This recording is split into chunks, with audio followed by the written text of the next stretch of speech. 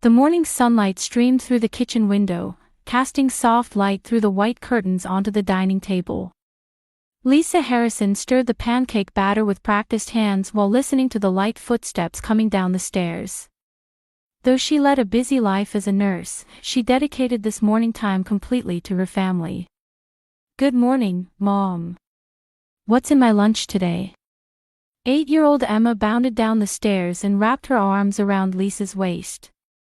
Emma's eyes, bright with anticipation, sparkled as her chestnut hair was tied in twin ponytails. Lisa turned around and gently stroked Emma's head. "Today it's your favorite ham sandwich. And I also packed some of those cookies we made together yesterday." "Yay!" Emma clapped her hands in delight. "I'm going to share some with my friend Sophia today." David appeared at the kitchen entrance. Her architect husband was still smoothing down his slightly disheveled hair with his hand while watching the two of them with an affectionate smile. "Good morning, beautiful ladies," David said, kissing Lisa's cheek and lifting Emma up. "You're full of energy today, young lady. Daddy, let's go to that new movie theater next Saturday. They're showing an animated film." Emma said excitedly. "Of course. We'll all go together as a family," David said, settling Emma in her chair before turning to Lisa. "Lisa, I'm truly grateful to have you here. You bring such warmth and love to this home, and I appreciate it from the bottom of my heart." Lisa's cheeks flushed slightly pink. Even after 3 years of marriage, she still wasn't used to her husband's straightforward expressions of love. 3 years ago, when Lisa first came to this house, Emma was only 5 years old. David had just divorced, and there was a very shy little girl. The first few months were difficult. Emma called her the person who's not mommy and avoided her, often crying at night calling for her real mother. But Lisa didn't give up. She made lunch every morning, read bedtime stories every night, and when Emma caught a cold, she stayed by her side all night caring for her. The change came 6 months after the marriage. On a day when Emma had a fever and stayed home from school, Lisa left work early to come home. As she was placing a cool towel on Emma's forehead as she lay restlessly in bed, Emma whispered softly, "Mommy." In that moment, tears overflowed from Lisa's eyes. Now they got along so well that neighbors said they looked like a real mother and daughter. They attended school sports days and recitals together as a family of 3, often envied by other families. The mothers of Emma's classmates would say, "Emma's mother seems so kind and lovely," and even the homeroom teacher praised them, saying, "You can really tell that Emma is being raised with so much love." After finishing breakfast, Emma shouldered her backpack and headed cheerfully toward the front door, calling out, "I'm off." Lisa hurried to hand her the lunchbox, and David gave Emma a kiss on the cheek. It was their usual morning scene. However, there was something that had been bothering her lately. Emma had been coming home from school later than usual. Previously, she would always be home by 3:30 in the afternoon, but for the past 2 weeks or so, it had often been after 5 o'clock. When Lisa asked, "What were you doing today?" Emma would answer, "Playing with friends," but her expression seemed somehow vague, and she felt like Emma's bright, sparkling smile had become less frequent. During dinner time, too, while she used to talk happily about what happened at school, recently she often ate in silence. "Emma, you seem to be lacking energy lately. Did something happen at school?" Lisa asked gently one evening. "Nothing really happened," Emma answered, keeping her eyes on her plate. "I'm just a little tired." Lisa became worried and consulted with her husband. "Maybe she's entering puberty early. She's still only 8 years old." "She's still only 8, so it might just be temporary," David answered gently, though there was a shadow of concern in his expression too. "I've been busy with work and haven't been able to spend much time with Emma lately, so maybe that's why." However, Lisa's maternal instincts told her something different. She couldn't shake the feeling that Emma's change was something more than just a natural part of growing up. At night, as she gazed at Emma's sleeping face, Lisa let out a small sigh. Emma's delayed homecoming became more serious with each passing day.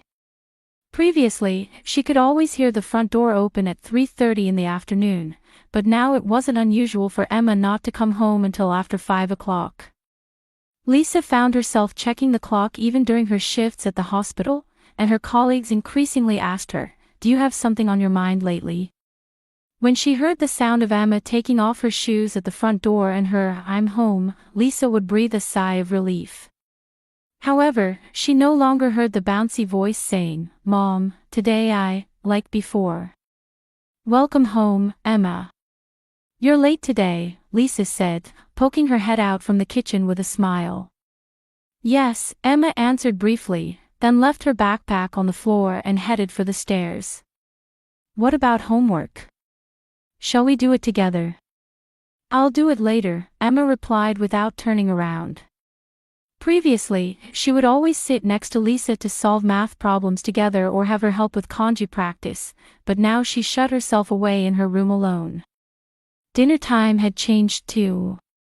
Before, Emma would talk happily about what happened at school, and the family's laughter would echo through the dining room.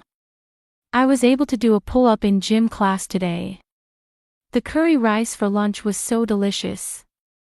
Such innocent conversations had been this home's greatest treasure. But now, Emma continued eating silently, and even when Lisa or David spoke to her, she only gave short responses like, "Yes," or "I see." When dinner was over, she would say, "Thank you for the meal," and quickly return to her room. Emma seems to be lacking energy lately. Has something happened at school? Lisa became concerned and called Emma's homeroom teacher, Mrs. Miller. "Emma's concentration in class hasn't been what it used to be lately. She's often spacing out, and sometimes she's slow to respond when I call her name." Lisa's concerns were right on target. "Is there any problematic behavior? Like trouble with friends?" "No, there's no particular problematic behavior. She plays normally with her friends, and there's no sign of bullying. Rather, has something happened at home? Like changes in the environment or stressful events?" Being asked in return, Lisa was puzzled. There was nothing particularly different at home. Her relationship with David was good, and they hadn't moved or changed schools. If anything, Lisa herself had been busy lately and might have spent a little less time with Emma, but could that be the cause? "I understand. I'll keep watching her a bit longer. Please contact me immediately if anything happens." After hanging up, Lisa sighed deeply. Emma's change was obvious both at school and at home. But she couldn't understand the cause. That night, she consulted with David. "Maybe it's because I've been busy with work and haven't been able to spend time with Emma lately," David said, blaming himself. "I've often had to go out on weekends to check on construction sites, so Emma might be feeling lonely." "It's not your fault," Lisa said, taking David's hand. "I've also had more training at the hospital and have been coming home late more often. Maybe we've both been too busy." But was that the only cause? Deep in Lisa's chest, anxiety continued to smolder that there might be something more serious. On the weekend, Lisa made an effort to spend time with Emma. They baked cookies together and took walks to the nearby park. However, Emma's reactions weren't as enthusiastic as before, and she seemed somewhat absent-minded. "Emma, do you have something on your mind? Can you tell Mommy about it?" Sitting on a park bench, Lisa asked gently. "Nothing really," Emma answered, swinging her legs. "I'm fine, Mommy." Hearing the word Mommy, Lisa's heart felt a little lighter. At least Emma wasn't rejecting her. However, her expression didn't have the carefree smile of before. The decisive incident occurred a week later during dinner. Lisa suggested cheerfully, "Emma, shall we go to the amusement park next weekend? I heard they built a new roller coaster. Let's spend a fun day together, all three of us." Emma stopped her chopsticks and stared at Lisa. In her eyes was a complex emotion she had never seen before. "Why are you nice to me?" Emma's voice was small but clear. "You're not my real mom, are you?" A heavy silence fell over the dining room. Lisa felt her hand holding the chopsticks tremble. David's face turned pale, and he too was at a loss for words. "Emma! Don't say such things." David scolded in a stern voice. "Lisa is your precious mother. But she's not my real mom." Tears overflowed from Emma's eyes. "Everyone's a liar." With that cry, Emma stood up from her chair and ran crying to her room. The sound of the door slamming shut echoed throughout the house. Lisa stared at her hands placed on the table. The trembling wouldn't stop. It felt as if 3 years of daily accumulated love and effort had crumbled in an instant. "Lisa, Emma doesn't really think that." "Something must have happened," David said in a panic, trying to make excuses. However, Lisa understood. Emma's words had probably come from the bottom of her heart. No matter how much love she poured out, no matter how much they lived as a family, the fact that they weren't blood-related wouldn't change. That night, Lisa sat alone in the kitchen and cried. The joy she felt 3 years ago when Emma first called her Mommy, the countless happy times they had spent together, everything felt like it had happened a long time ago. "Did I do something wrong?" Lisa asked David through her tears. "That's not it at all. You're the best mother Emma could have." David was also confused.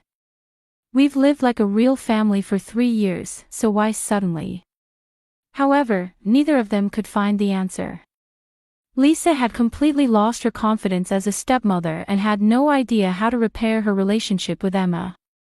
Emma's words, "You're not my real mom," wouldn't leave her head, and Lisa couldn't sleep all night.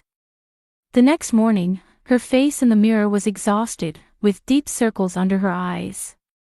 David also had a tired expression as he helped prepare breakfast. "Good morning," Emma said as she came down the stairs, her voice smaller than usual, seeming to be concerned about last night's events. "Good morning, Emma," Lisa answered, trying to sound cheerful, but her voice trembled slightly. Breakfast time was wrapped in awkward silence. Emma was just poking at her pancakes with her head down, and neither Lisa nor David knew what to talk about. "Emma, about last night," David began to speak when Emma stood up. "I'm going to school," Emma said, shouldering her backpack. "I'm off." "Have a good day." Lisa saw her off to the front door, but Emma walked away without looking back. Watching that small back, Lisa steeled her resolve. "Today I'll finish work early and find out where Emma is and what she's doing." Even during work at the hospital, Lisa's head was full of thoughts about Emma. She became absent-minded even during conversations with patients, and her nursing colleagues asked, "Are you okay?" At 2 p.m., Lisa asked the head nurse to let her leave early. The reason, family emergency, was, in a way, true. She drove near the school and parked on a street a little away from where other parents came to pick up their children. At 3:15 p.m., the school gate opened and children came out one after another. Lisa's heart was beating wildly. While surprised at herself for acting like a detective, her desire to know Emma's truth was stronger. While other children headed home, Emma came out of the school gate alone. However, Emma walked in the opposite direction from the road she usually took. Lisa carefully started the car and followed Emma while keeping her distance. "What's in this direction?" Lisa murmured. Emma was walking with sure steps. She didn't seem lost and clearly appeared to know her destination. Emma went through the shopping district on Main Street and entered a residential area. Lisa decided to stop the car and follow on foot. She walked carefully, maintaining sufficient distance so Emma wouldn't notice her. Maybe a friend lives around here, Lisa thought, looking around at the surrounding houses. It was a typical suburban residential area with neatly maintained lawns and white fences. Emma continued walking through it without getting lost. After walking for about 15 minutes, Emma headed toward the town's central park. It was a beautiful park with spacious lawn areas, playground equipment, and a pond. Since it was a weekday afternoon, there weren't many people around. Emma sat on a bench in the center of the park and seemed to be waiting for something. Lisa hid behind a large oak tree at the edge of the park and observed Emma's behavior. Her heartbeat quickened, and her palms were sweating. "What are you waiting for, Emma?" Lisa murmured, pressing her back against the tree trunk. After about 10 minutes, a woman appeared from the entrance on the opposite side of the park. The woman, who appeared to be in her late 30s, had shoulder-length blonde hair blowing in the wind and wore a black coat. She was tall and seemed attractive at first glance, but there was something unstable about her expression. When Emma spotted the woman, her expression completely changed. She took on a tense look that Lisa had never seen before, and her body seemed to stiffen. Lisa's heart almost stopped. Who is that woman? Why does Emma have such an expression? The woman slowly approached Emma and sat next to her on the bench. Although she couldn't hear the conversation due to the distance, she could see the woman speaking to Emma. Emma was nodding slightly, but her movements were awkward and she clearly seemed frightened. The woman placed her hand on Emma's shoulder. At that moment, Lisa didn't miss seeing Emma's body jerk with a shudder. The woman continued talking as if whispering something in her ear. Emma nodded occasionally, but her expression seemed filled with pain. What on earth are they talking about? For Emma to be so frightened, Lisa clenched her fists tightly behind the tree. She was driven by an impulse to rush out and protect Emma, but she told herself she needed to understand the situation first. The conversation between the woman and Emma lasted about 30 minutes. During that time, the woman took Emma's hand and stroked her cheek, but Emma seemed tense throughout. Occasionally, Emma would shake her head, seeming to oppose something. Finally, the woman stood up. She said something to Emma and patted Emma's head as she left. However, it wasn't an affectionate pat but gave the impression of being somewhat intimidating. After the woman left the park, Emma continued sitting alone on the bench. Lisa continued observing her daughter's behavior. Emma sat with her small body curled up, and she could see her shoulders shaking occasionally. Was she crying? Emma. Lisa's heart ached. Her beloved daughter was suffering alone, and all she could do was hide behind a tree and watch. After a while, Emma stood up and began walking slowly toward home. Her steps were heavy, and her shoulders were drooping. It was completely different from the sure way she had walked when she left school. Lisa returned home by a different route. She arrived before Emma and began preparing dinner as if nothing had happened. However, her hands were shaking, and she almost got the seasoning amounts wrong. Who was that woman? What did she do to Emma? Why was Emma so frightened? Countless questions raced through her mind. And one terrifying possibility came to Lisa's heart. After 5 p.m., Emma came home.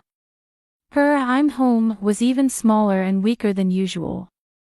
"Welcome home," Lisa answered, trying to sound normal, but inwardly her chest felt like it would burst from anger and worry about what she had seen today. Emma headed to her room as usual without making eye contact with Lisa. Watching her retreating figure, Lisa steeled her resolve. Tonight, she would tell David everything. And she had to find out the identity of that woman. During dinner, the family of 3 ate again in heavy silence.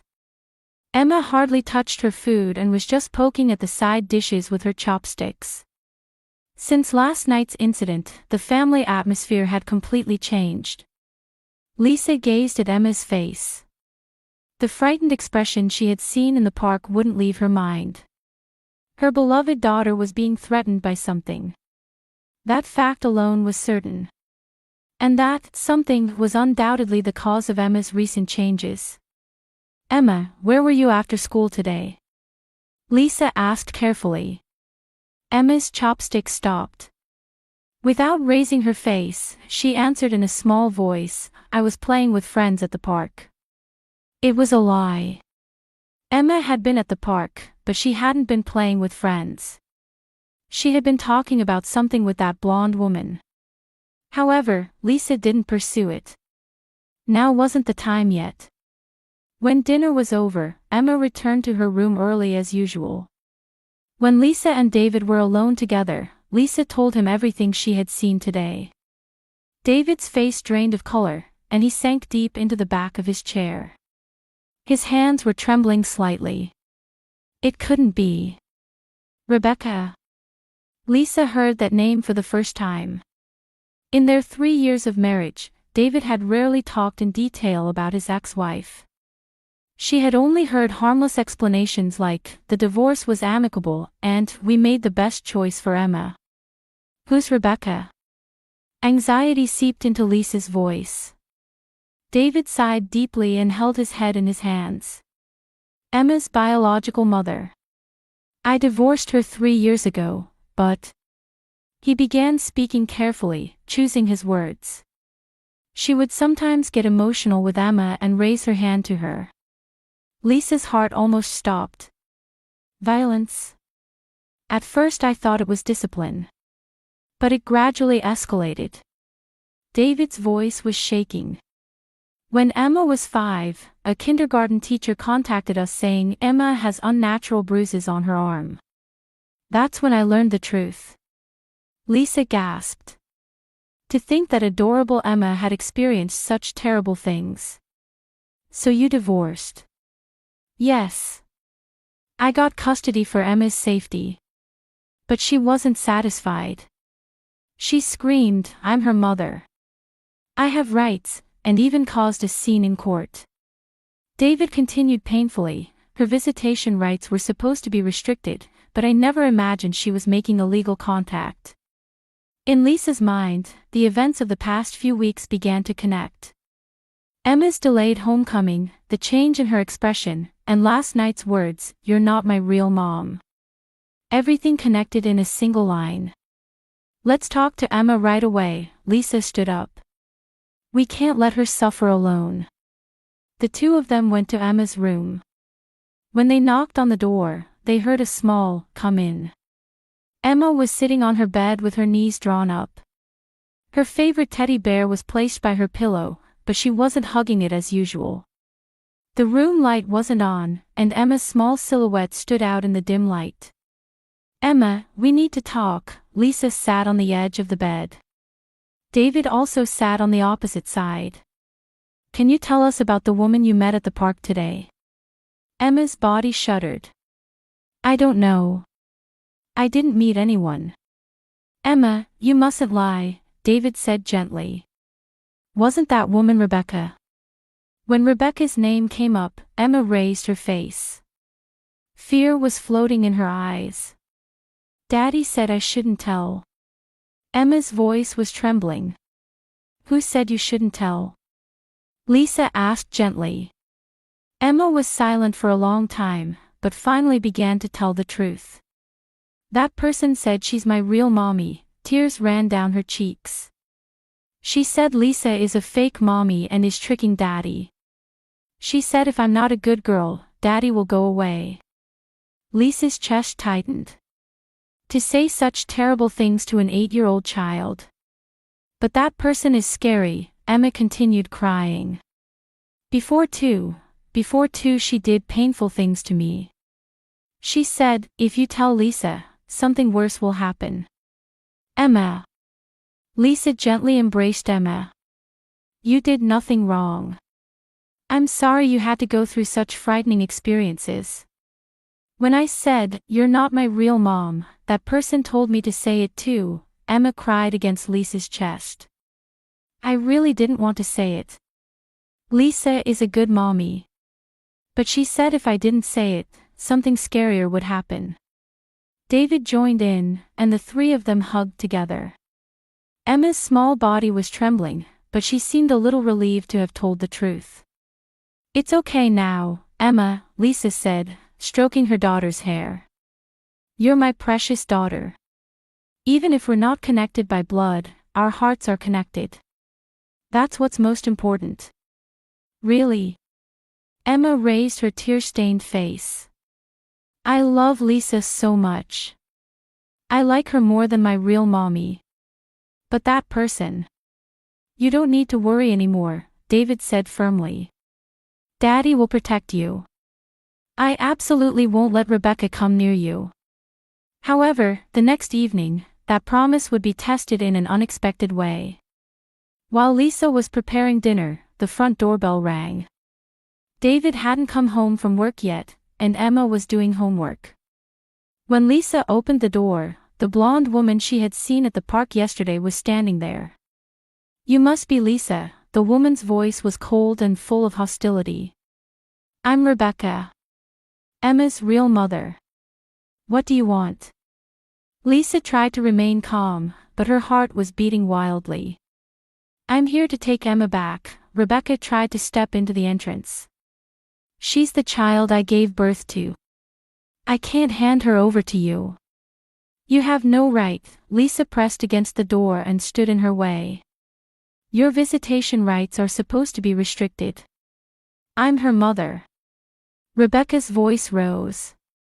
That man tricked me and took my daughter, but I can't stand it anymore. Emma is mine. Emma's crying could be heard from upstairs. She was trembling with fear. Can't you see Emma is frightened? Lisa desperately tried to persuade her. What you're doing isn't for the child's benefit. What have you been telling my daughter? Rebecca flew into a rage. You steal my daughter from me, and now you're trying to make me the bad guy. When Rebecca tried to force her way into the house, Lisa called 911 on her cell phone. I need police for trespassing and threats against a child. Police. Rebecca was agitated. I'm her mother. I have rights. 10 minutes later, a police car arrived. Rebecca was taken away screaming, I'm her mother. I have rights. Neighbors came out after hearing the commotion, but Lisa didn't care. Emma's safety was more important than anything. One of the police officers explained to Lisa. This was someone who already had a restraining order against her. This incident will likely result in even stricter punishment. When David rushed home in a panic, everything was over. Emma anxiously asked from Lisa's arms, won't she come anymore?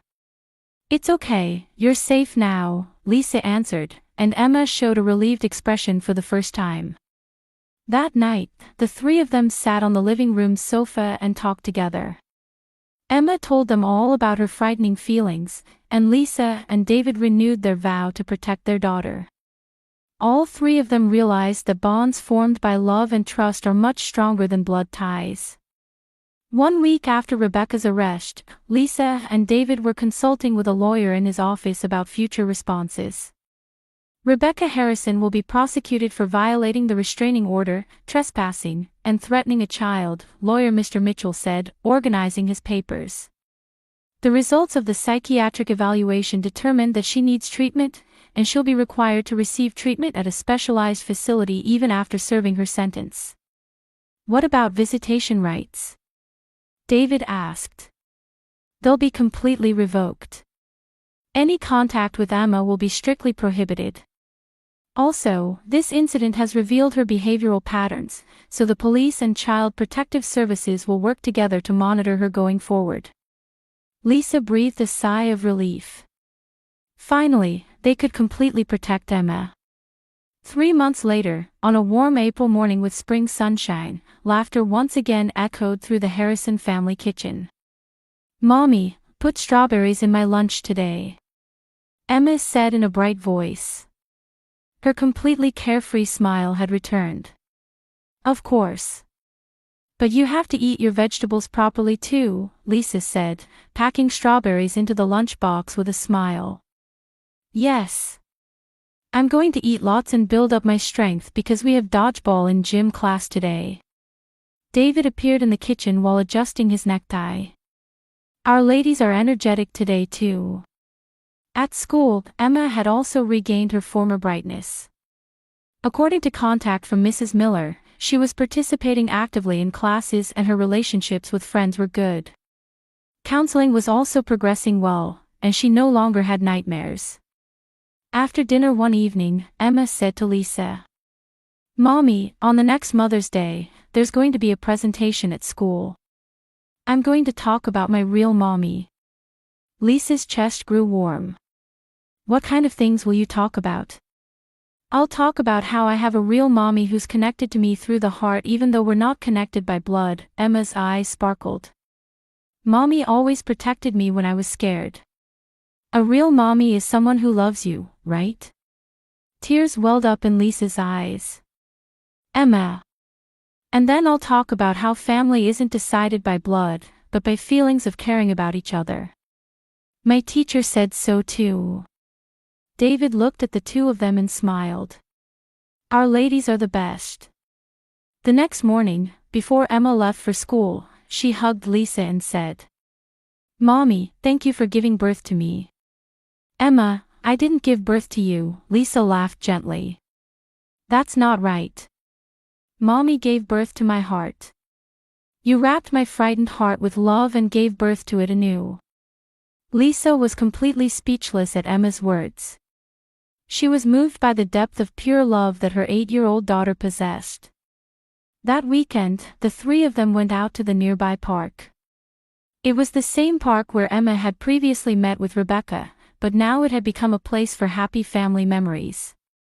"Let's play tag," Emma suggested, and David said, "Daddy's going to be it," and started chasing them. Emma and Lisa ran away hand in hand, laughing out loud. The family's bright laughter echoed through the park, and passers-by looked on with warm smiles. While resting on a bench, Emma took Lisa's hand and said, "Mommy, I'm really glad we're a family." "Me too, Emma. Having you here makes me truly happy." David looked at the two of them and said, "You two have taught me that there are things more important than blood ties. Bonds formed by love and trust can never be broken, no matter what happens." At dusk, the shadows of the three heading home stretched long in the setting sun. Emma was in the middle, firmly holding Lisa's and David's hands. Family isn't determined by blood. It's about people who love, protect, and trust each other. The three members of the Harrison family understood this truth from their hearts. And they would continue to treasure this unbreakable bond as they built new days together, one by one.